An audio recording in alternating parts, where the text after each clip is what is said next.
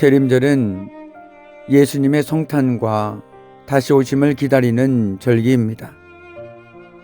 무엇보다 대림절은 우리를 찾아와 손을 내미시는 주님을 기억하고 그 주님의 손을 꽉 붙잡는 절기가 아닐까 생각해 봅니다. 오늘 예레미야는 계속해서 유다의 멸망에 대한 메시지를 담대하게 선포했습니다. 유다의 멸망이 확실하니 살고 싶다면 바벨론에 항복하라는 겁니다. 이런 메시지를 듣게 된 이들의 마음은 심히 불편했을 겁니다. 그의 메시지를 매국적인 발언으로 생각했기 때문이죠. 그러니 예레미야의 삶은 과연 어떠했겠습니까? 죽음의 위협과 핍박이 끊이지 않았습니다. 예레미야의 의도를 이해하지 못하는 고관들이 왕에게 예레미야를 죽일 것을 요청하기에 이릅니다. 결국 고관들의 눈치를 보던 시드기야는 예레미야에게 아무 잘못이 없는 줄 알았음에도 그들 손에 넘겨주고 맙니다. 시드기야가 사람의 눈치가 아니라 하나님의 눈치를 보았다면 얼마나 좋았을까 하는 아쉬움이 남습니다. 그런데 어디 시드기야뿐이겠습니까? 우리도 하나님보다 사람 눈치를 볼 때가 얼마나 많이 있습니까? 그러나 우리 삶이 누구에게 달려있음을 안다면 상황은 달라질 수밖에 없겠지요. 우리 사람 눈치 보지 말고 하나님 눈치 보며 살아야 하지 않겠습니까? 결국 고관들이 그를 구덩이에 던져 넣었습니다. 그 소식을 에벤멜렉이 들었지요. 그가 들었습니다. 그는 소식을 듣고 곧바로 행동에 나섭니다. 그런데 여기서 우리는 묻게 됩니다. 과연 그 소식을 에벤멜렉만 들었느냐 하는 겁니다. 물론 아니겠지요. 그러나 들은 소식에 반응한 사람은 오직 이방인 구스 사람이자 내시인 에벤멜렉 뿐이었습니다.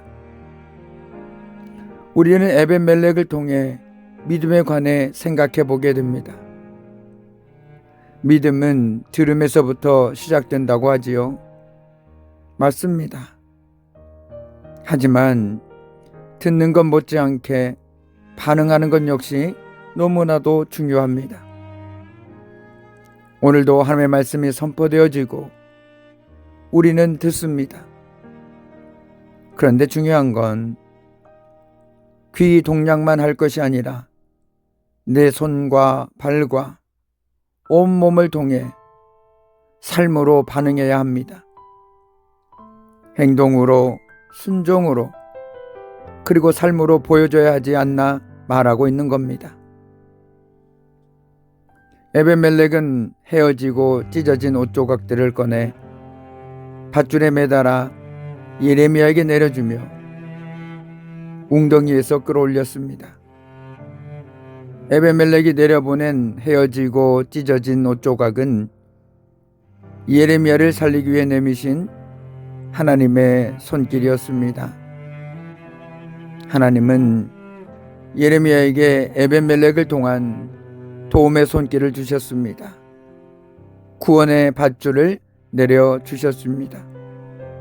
진창에 빠져 오직 하늘밖에 쳐다볼 수 없는 그 상황 속에서 하나님은 그렇게 전혀 예상하지 못한 방법으로 예상하지 못한 사람을 통하여 예레미야를 구원해 주셨던 겁니다. 헬렌 켈러가 이런 말을 했다고 하지요.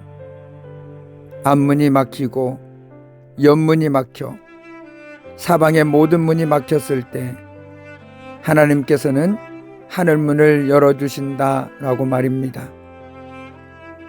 성경은 고난이 닥칠 때, 환난의 비바람이 몰아칠 때, 오늘 우리가 어떤 자세로 살아야 하는지를 돌아보게 합니다. 참으로 아무 소망도 없고 절망적인 상황에서도 하나님께서는 우리로 다시 일어서도록 손잡아 일으켜 주실 겁니다. 그러므로 하나님의 손을 붙잡기만 하면 아무리 깊은 웅덩이에서도 우리는 벗어날 수 있습니다. 바라기는 한 주도 들은 말씀에 믿음으로 순종하며 어떤 어려움이 닥쳐도 하늘을 바라보며 하나님의 손을 꼭 잡고 살아가는 복된 한 주가 되기를 주님의 이름으로 간절히 축복합니다. 아멘.